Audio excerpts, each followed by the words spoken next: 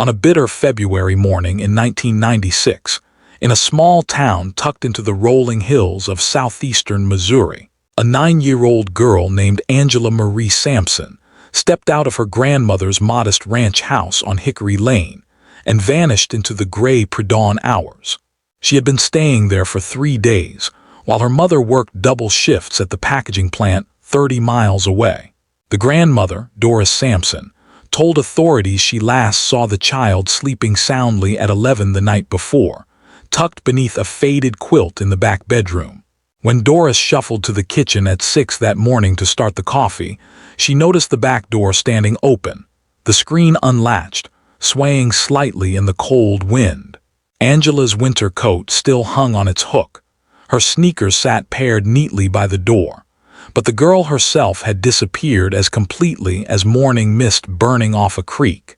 For 27 years, the people of Ellington, Missouri, would ask themselves the same terrible question.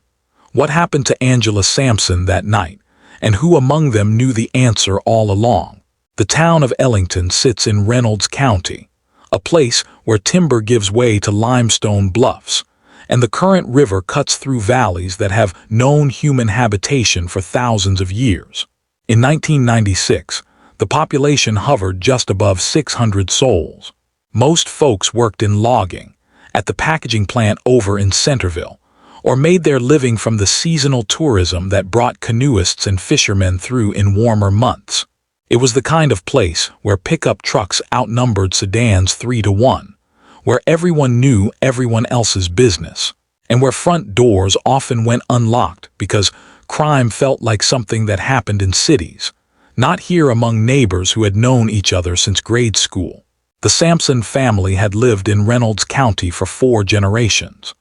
Doris Samson, 72 years old in February 1996, was a widow who had raised 3 children in the house on Hickory Lane. Her husband had worked at the mill until black lung took him in 1989. Her daughter, Christine Samson, 29 years old, had given birth to Angela when she was barely 20 herself.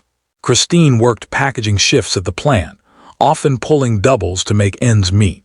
Angela's father had never been in the picture, a detail that caused whispers in church pews, but was accepted with the resigned practicality of rural life, where single mothers were not uncommon, and families stepped in to help. Angela Marie Samson was a quiet child, small for her age, with dark hair that fell in waves past her shoulders and eyes the color of creek water in summer. Those who knew her from Pleasant Grove Elementary described her as shy but not withdrawn, the kind of girl who preferred drawing in notebooks to the chaos of the playground. Our 3rd-grade teacher, Mrs.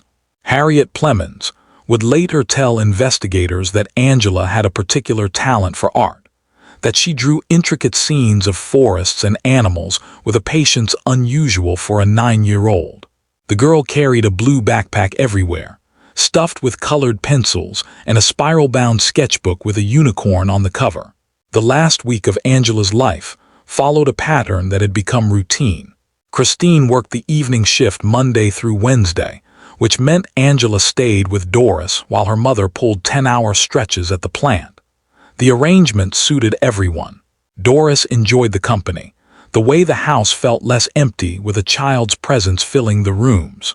Angela had her own space in the back bedroom, the one that had belonged to Christine when she was young, still decorated with the same faded wallpaper printed with tiny yellow flowers.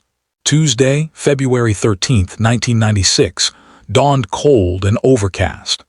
The temperature hovered in the low 30s, and a thin layer of frost covered the grass and pickup trucks parked along Hickory Lane. Doris rose at her usual time, 5:30 in the morning, and put on the coffee before waking Angela for school. The child ate a bowl of cornflakes at the kitchen table, her sketchbook open beside her, working on a drawing of a cardinal perched on a pine branch. The school bus came at 7:15. Doris stood on the porch and watched Angela climb the steps, the blue backpack bouncing against her small shoulders. The bus driver, a man named Earl Hutchins who had driven that route for 16 years, would later confirm that Angela rode the bus to school that morning and showed no signs of distress. The school day passed without incident. Angela attended her classes, ate lunch in the cafeteria with 2 other girls from her grade, and participated in art class where she finished the cardinal drawing. Mrs. Plemons remembered seeing her in the hallway after final bell, waiting for her bus number to be called over the intercom. At 3:20 that afternoon, Angela climbed back onto Earl Hutchins's bus and rode the familiar route back toward Hickory Lane. She got off at her stop at 3:52, waved to Earl as the bus pulled away, and walked the 100 yards down the gravel drive to Doris's house.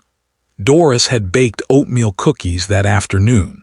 The kitchen smelled of cinnamon and brown sugar when Angela came through the door. The 2 of them sat at the table, and Angela talked about her day while eating 3 cookies and drinking a glass of milk. She showed her grandmother the finished cardinal drawing.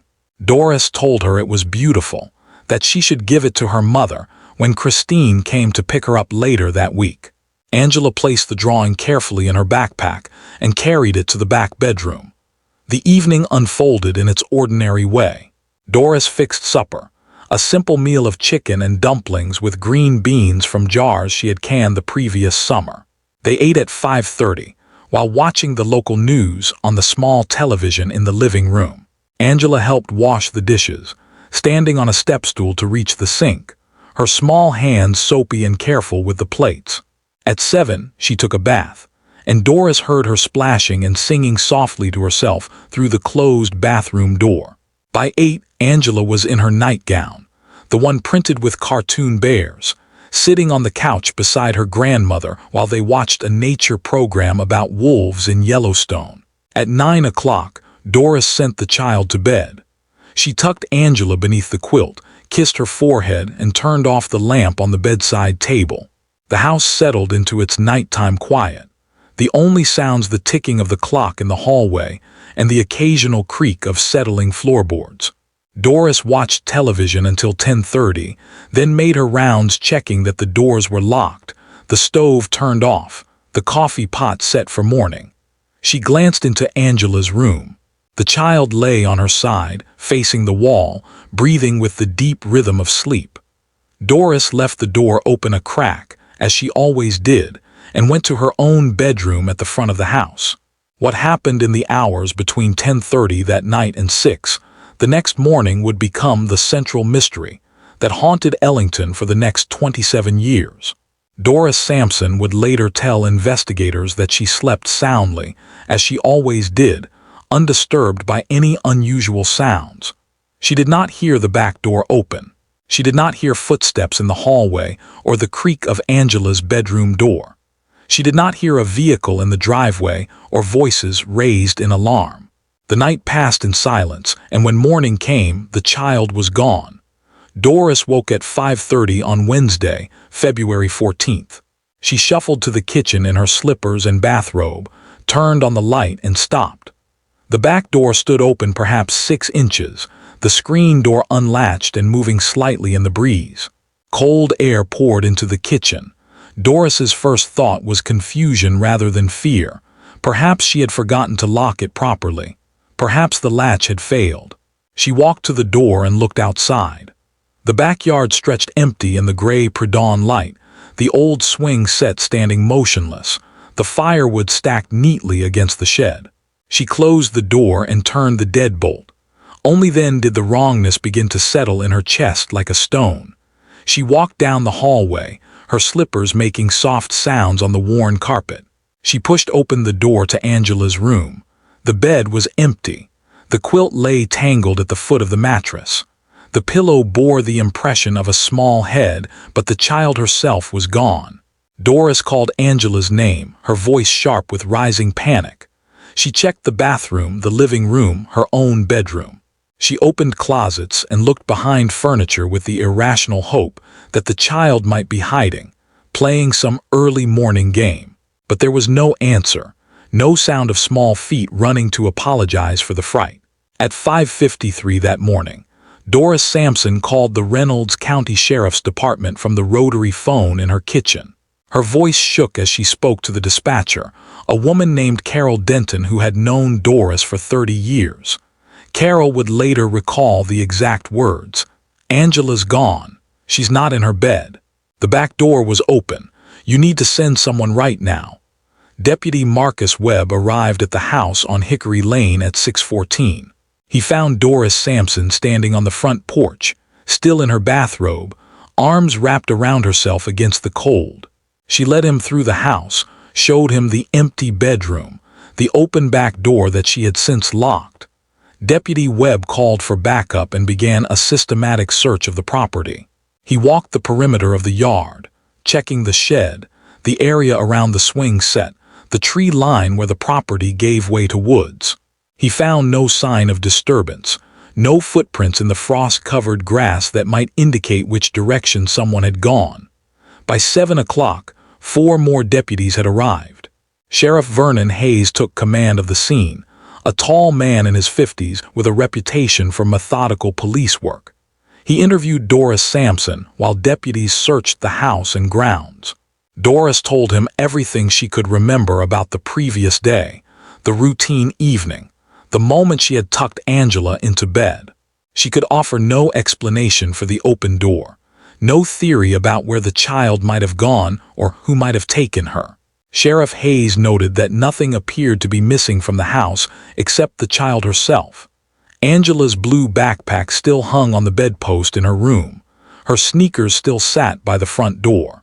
Her winter coat still hung on its hook. At 7:30, someone called Christine Samson at the apartment she rented in Centerville. She had just come off a night shift and was preparing for bed. When she answered the phone and heard Sheriff Hayes's voice, when he told her that her daughter was missing, she screamed so loudly that her neighbor in the next apartment came running to check on her. Christine threw on clothes and drove the 30 miles to Ellington in 23 minutes, a drive that should have taken 40. She arrived at her mother's house to find police cars filling the driveway, deputies walking the property in grid patterns, and her mother sitting at the kitchen table with her face in her hands. The search expanded rapidly. By 9 that morning, more than 40 volunteers had gathered at the Reynolds County Courthouse in downtown Ellington. Sheriff Hayes organized them into teams of 4 and 5, assigning each team a section of woods or roadway to search. The volunteers included teachers, loggers, store owners, farmers, and retirees. People who had never met the Samson family personally, but who understood that in a town this small, a missing child was everyone's tragedy.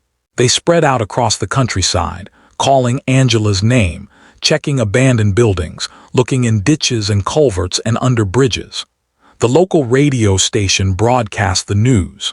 By noon, television crews from Springfield had arrived, parking their vans along Main Street, setting up cameras to film stand-ups with the courthouse in the background. Reporters interviewed Sheriff Hayes, who stood on the courthouse steps and described Angela Samson, gave her height and weight, described what she had been wearing when last seen, the nightgown with cartoon bears. He asked anyone with information to contact the sheriff's department immediately. Behind him, volunteers continued arriving, parking their trucks and joining search teams that headed back out into the cold February afternoon. The search continued for 4 days. Teams walked every logging road, every deer trail, every creek bed within a 10-mile radius of Doris Samson's house. Tracking dogs brought in from the State Highway Patrol picked up no scent trail leading away from the property. Helicopters from the Missouri National Guard flew grid patterns over the forests and fields. Thermal imaging cameras scanning for any sign of a small body lying hidden beneath the bare winter branches. Divers searched the current river and every pond large enough to hide a child. Door-to-door canvassers questioned every resident within 20 miles, asking if they had seen or heard anything unusual on the night of February 13th or the early morning of February 14th. Those who knew the family described Christine Samson as nearly catatonic with grief and fear. She stayed at her mother's house, sitting in Angela's room, holding the blue backpack, sometimes crying and sometimes simply staring at the wall in silence.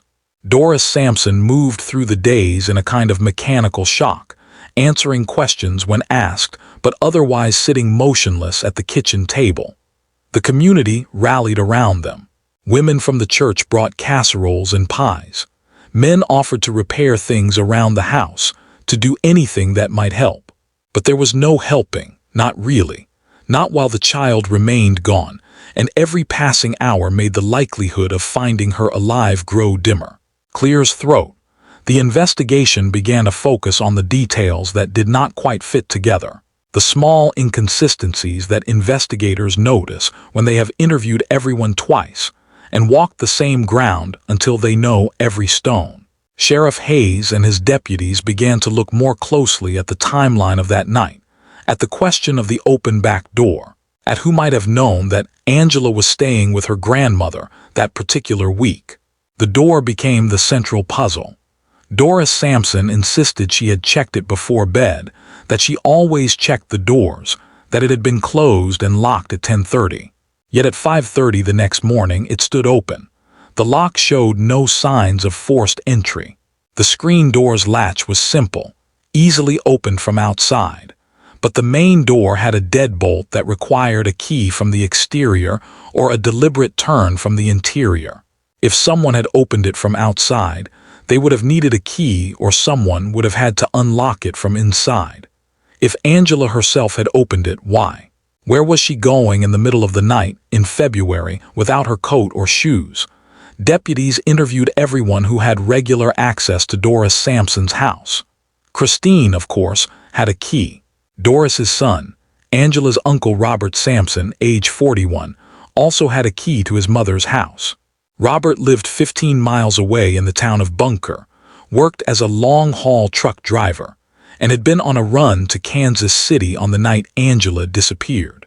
At least, that is what he told investigators initially.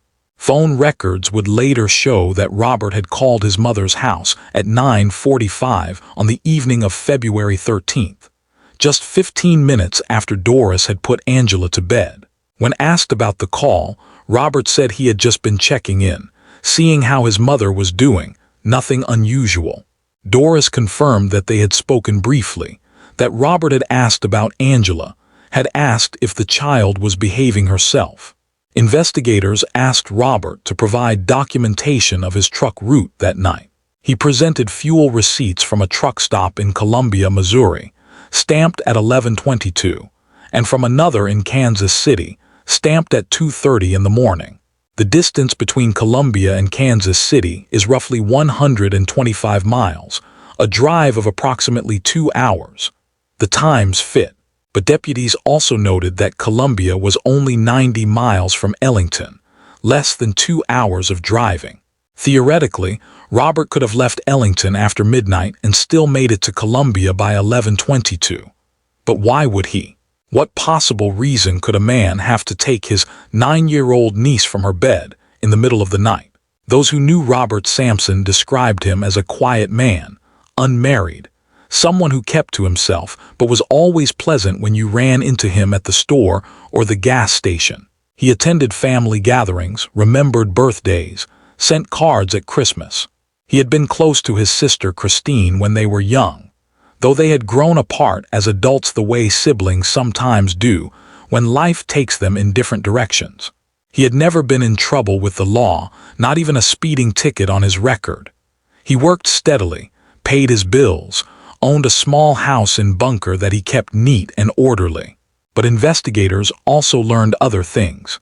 Neighbors in Bunker mentioned that Robert rarely had visitors, that they never saw him with friends or girlfriends, that his house always had the curtains drawn even during the day.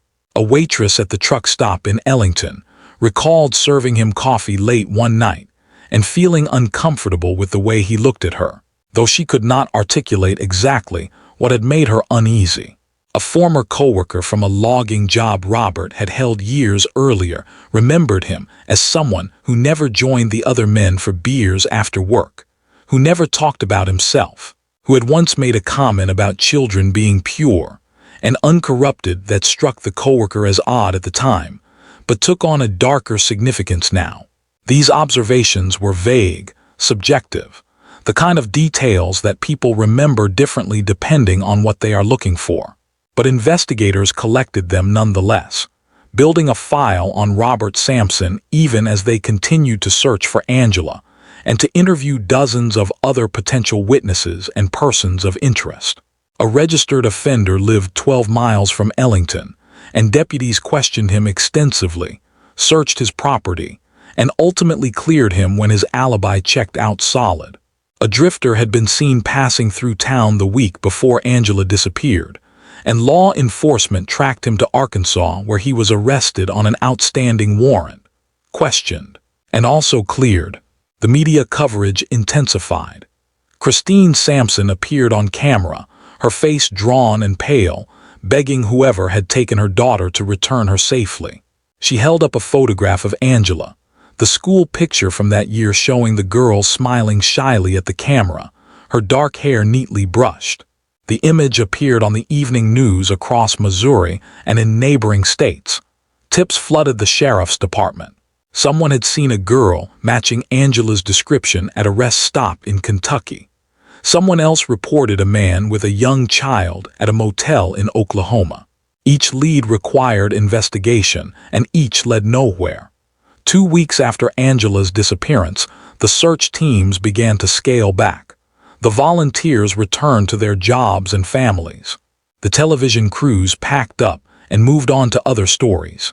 Sheriff Hayes held a press conference and stated that the investigation remained active, that every available resource was being devoted to finding Angela Samson. But the reality was that without witnesses, without physical evidence, without a body, the case had nowhere to go.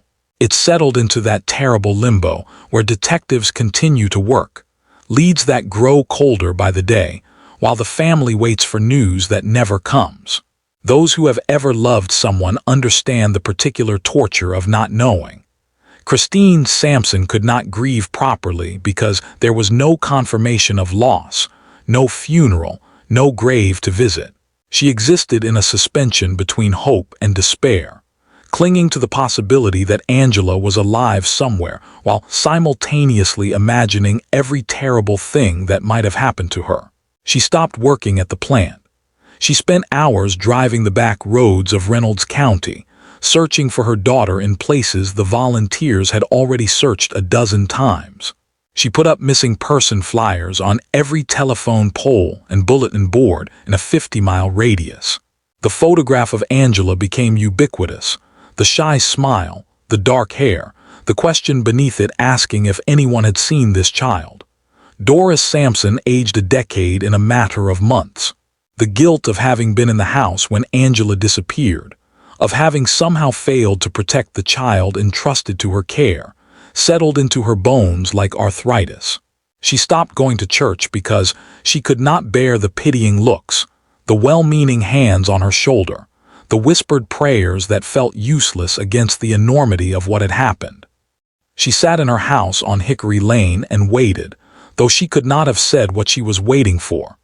The marriage between Christine and the life she had been trying to build began to fracture. She had been dating a man named James Kellerman for about a year before Angela disappeared. James worked construction and had been kind to both Christine and Angela. But in the aftermath, the relationship could not withstand the weight of grief and suspicion that settled over everything. Christine could not bear to be touched, could not tolerate small talk about ordinary things when her daughter was gone. James tried to be supportive, but he did not know what to say or how to help. By summer, they had stopped seeing each other. Robert Samson continued his life in apparent normalcy. He returned to his truck driving routes, maintained his house in Bunker, called his mother every week to check on her. When he visited Doris, Christine often left the room. She later told friends that she could not explain it, but something about her brother's presence made her skin crawl. She found herself watching him, noting the way he never asked about the investigation, never speculated about what might have happened to Angela, never displayed any emotion beyond a kind of bland sympathy. But she said nothing. What could she say? That her brother seemed too calm, that he did not cry. In a family where stoicism was a virtue, where men especially were expected to keep their feelings private, such observations felt flimsy, disloyal even. Clears throat. For those who have ever doubted someone you love, you understand the way that doubt becomes a constant companion. It sits in the corner of your vision like a shadow. It turns innocent action sinister. It makes sleep impossible and waking hours a torture of second-guessing every memory, every conversation, every moment when you chose to trust instead of question. The first year passed. February 1997 brought the anniversary of Angela's disappearance, and the local newspaper ran a story rehashing the case, interviewing Sheriff Hayes, who stated that investigators continued to pursue leads, but had no significant new developments to report. Christine Sampson gave another interview, her face even thinner now, her eyes hollow. She said she would never stop searching, never stop hoping. She said she knew her daughter was out there somewhere, waiting to be found. The second year passed. Christine moved out of her apartment in Centerville and relocated to Springfield, seeking distance from Ellington and the memories that saturated every street and building. She found work as a cashier at a grocery store. She attended a support group for parents of missing children. She met other people living in the same terrible suspension, and they understood each other in ways that no one else could. But the meetings also reinforced the statistics she already knew, that most children who are not found in the first 48 hours are never found alive. That time was not her friend. That hope was a luxury she could barely afford. The third year passed, and the fourth, and the fifth. Angela's case remained open but received less and less attention. New tragedies occurred, new children went missing, and the public's capacity for sustained attention had its limits. Sheriff Hayes retired in 1999, and the case passed to his successor, Sheriff William Carpenter, who inherited boxes of files and a cold trail. Carpenter assigned a deputy to review the case annually, but there was little to review. No new evidence had emerged. No witnesses had come forward with information that changed the fundamental facts. A child had disappeared from her grandmother's locked house in the middle of the night, and no one knew how or why. Doris Sampson died in 2003 from complications of pneumonia. She was 79 years old. Those who attended her funeral noticed that she had never redecorated Angela's room, had left it exactly as it had been the morning she found the child missing. Christine inherited the house on Hickory Lane but could not bring herself to live in it. She sold it to a young couple who had recently moved to Ellington and knew nothing of the history. Christine used the money to pay off debts and continue her search for her daughter, hiring private investigators when she could afford it, following up on reports of unidentified remains discovered in other states, clinging to the diminishing possibility that Angela was still alive, still out there, still waiting to come home. Robert Sampson continued driving trucks. He attended his mother's funeral and stood at the graveside with his head bowed, displaying what those present interpreted as appropriate grief. He spoke briefly with Christine afterward, expressing condolences, asking if she needed anything. Christine thanked him politely and kept her distance.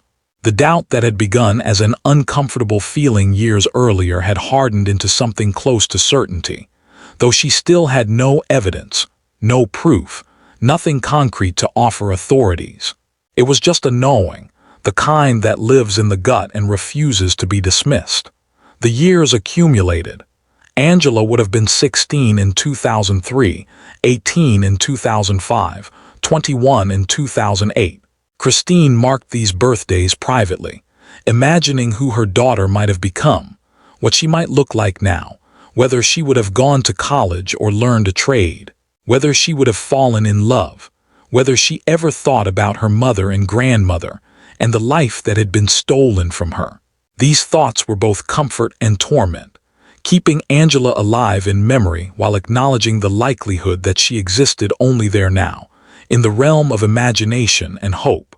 The case might have remained forever cold, another tragedy in the vast catalog of unsolved disappearances, except for what happened in the autumn of 2011. Robert Sampson, now 56 years old, was involved in a minor traffic accident in West Plains, Missouri. His truck had been rear-ended at a stoplight by a teenager texting while driving. No one was injured. Police arrived to take a report, standard procedure. But when the officer, Sergeant Thomas Ridley, ran Robert's information through the system, a note popped up from Reynolds County flagging Robert as a person of interest in the Angela Samson case.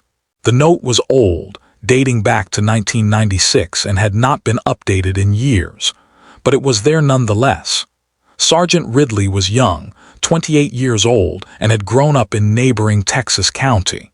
He had heard about the Angela Samson case in passing, the way people in small towns hear about tragedies that happen nearby. He remembered the missing person flyers, the face of the dark-haired girl that had been plastered on every surface for months. When he saw the note in the system, he experienced what he would later describe as a chill running down his spine, an intuition that had no rational basis but felt true nonetheless. Ridley called the Reynolds County Sheriff's Department and spoke with Deputy Kenneth Walsh, who had been assigned to the Samson case file. Walsh had reviewed it annually for years without finding anything new, and he expressed doubt that a routine traffic accident would yield any breaks. But Ridley persisted. He said there was something off about Robert Samson, the way the man had reacted when Ridley mentioned having to run his information. Most people in minor accidents displayed frustration or annoyance or eagerness to get the whole thing resolved quickly. Robert had become very still, very quiet, watching Ridley with an intensity that felt inappropriate for the situation. Deputy Walsh agreed to reach out to Robert for a follow-up interview, ostensibly to see if he had remembered anything new about the night Angela disappeared, really to gauge his demeanor and see if time had loosened any memories or guilt. Robert agreed to meet with Walsh at the Sheriff's Department in Ellington. The interview took place on October 23, 2011, more than 15 years after Angela's disappearance. Walsh recorded the conversation, as was standard practice, and later transcribed it into the case file. The interview lasted 43 minutes. Walsh asked Robert to walk through his memories of February 13th and 14th, 1996. Robert's account remained consistent with what he had told investigators 15 years earlier. He had been on a trucking run. He had called his mother around 9:45 to check in. He had continued driving to Columbia and then Kansas City. He had fuel receipts to prove his location. He expressed sympathy for his sister, sadness about Angela, frustration that the case had never been solved. His voice remained steady, his hands still, his eyes meeting Walsh's directly. But toward the end of the interview, Walsh asked a new question, one that had not been asked in 1996. He asked Robert if he had ever had inappropriate thoughts about his niece. The question hung in the air. Robert's expression did not change, but he took several seconds before responding. He said no, of course not. What kind of question was that? Walsh pressed gently, explaining that investigators had to ask difficult questions, that no offense was meant. Robert stood up. He said the interview was over. He said if Walsh wanted to talk to him again, it would need to be with a lawyer present. Then he walked out of the sheriff's department and drove back to Bunker. Walsh filed a report noting Robert's reaction.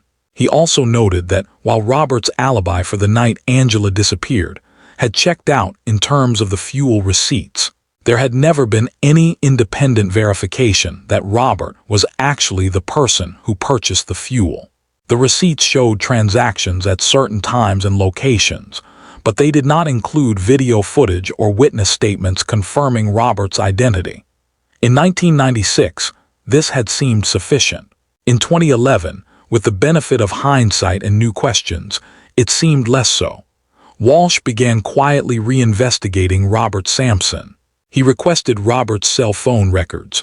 Though in 1996 cell phones had been less common, and Robert had not owned one at the time. He requested Robert's current phone records and found nothing suspicious. He spoke with Robert's former colleagues, neighbors, anyone who might provide insight into the man's character and habits. Most people described Robert as quiet, private, but not threatening. A few mentioned that he seemed to prefer the company of children at family gatherings, that he often volunteered to babysit for relatives, that he had a way of engaging with kids that made them comfortable around him. These observations could be interpreted as kindness or as something more sinister, depending on what lens you applied. Walsh also learned that Robert had visited his mother's house on Hickory Lane twice in the weeks before Angela's disappearance. On both occasions, Angela had been staying there. Doris had mentioned it in her original interview but had not thought it significant at the time. Brothers visit their mothers. There was nothing unusual about it. But Walsh wondered now, had Robert been checking the layout of the house? Had he been establishing patterns, learning when Angela was there and when she was not? Or was this just the paranoid speculation of an investigator desperate to find answers in a cold case? The investigation progressed slowly, hampered by the passage of time and the lack of new physical evidence. Then, in March 2012, something happened that changed everything.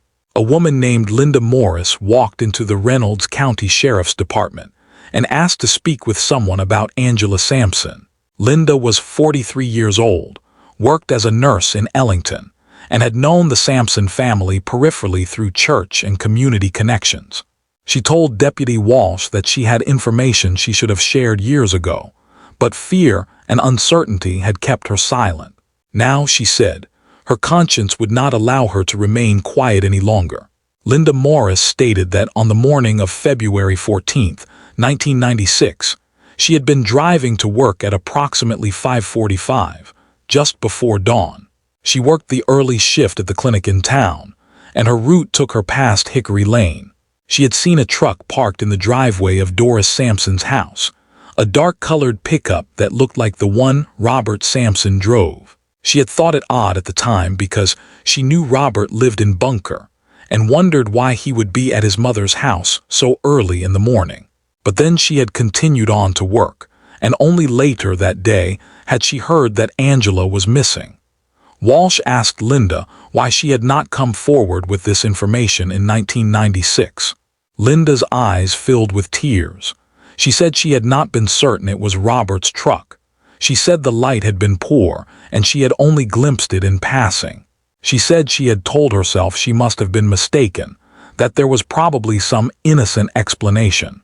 And then, as the investigation unfolded and Robert was questioned and provided an alibi, she had convinced herself that she must have seen someone else's truck, that her memory was faulty.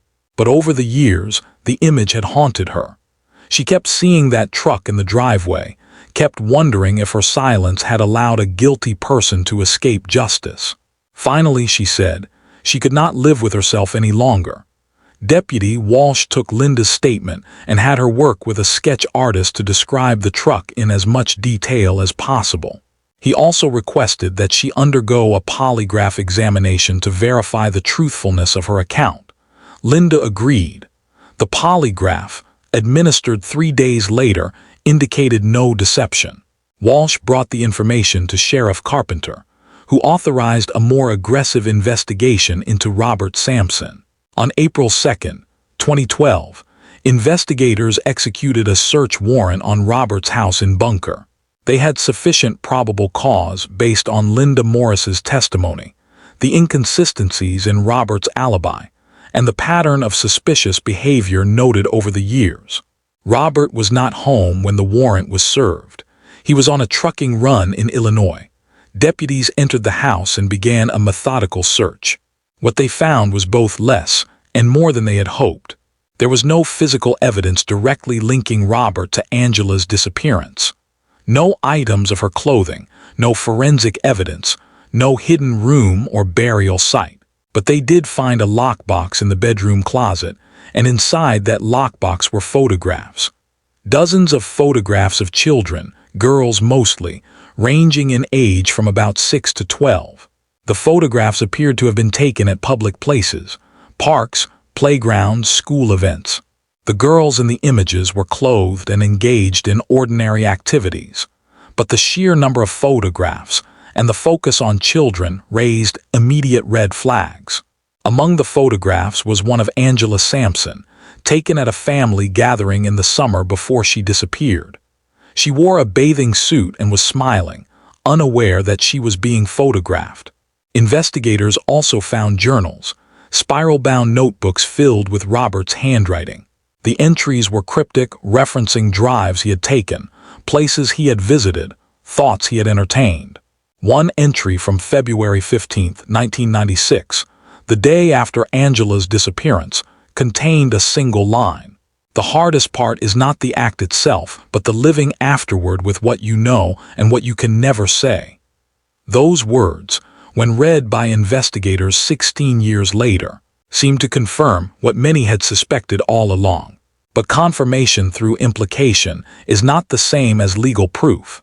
Prosecutors would need more to bring charges, more than photographs and cryptic journal entries. They needed evidence that Robert Samson had physically taken Angela, that he had harmed her, that he was responsible for her disappearance. The break came in an unexpected way. Investigators brought in a forensic psychologist to analyze Robert's journals and to develop a strategy for interviewing him. The psychologist suggested that, after 16 years, Robert might be feeling the weight of his secret, that the isolation of keeping such knowledge might have become its own prison.